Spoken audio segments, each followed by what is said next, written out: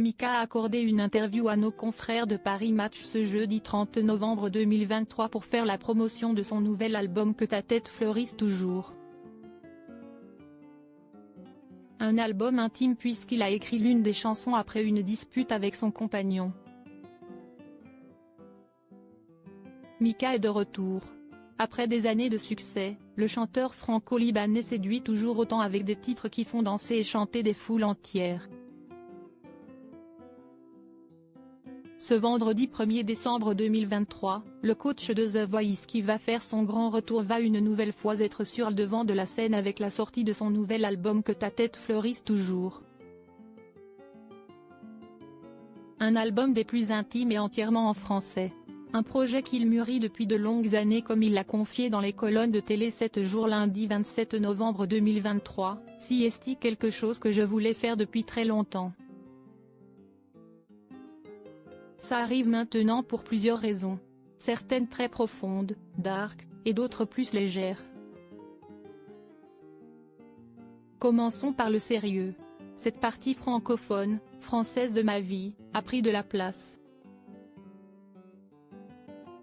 Elle a évolué au fur et à mesure des années. Je lui ai permis de le faire, en tout cas, d'une manière différente des autres cultures en moi. Andy, mon conjoint, se partage entre l'Angleterre et la Grèce, et j'ai une autre vie avec une autre équipe, dans un sens, en Italie. Ensuite, il y a toute ma vie américaine, qui est très installée, avec toute ma famille.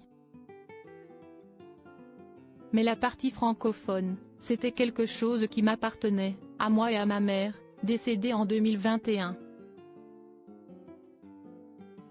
Je lui ai demandé de partir et je ne lui ai pas parlé pendant 2 mois dans cet album.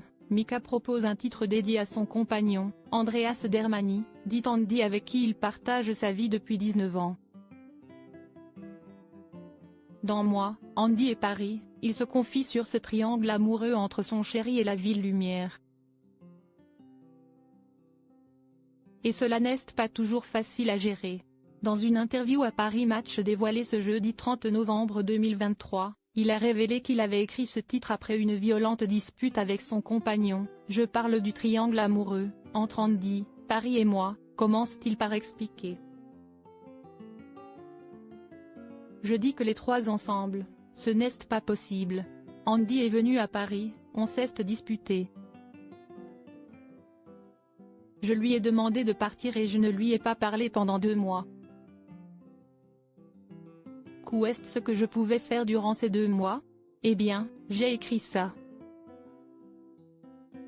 Une période que le couple ne peut désormais plus oublier.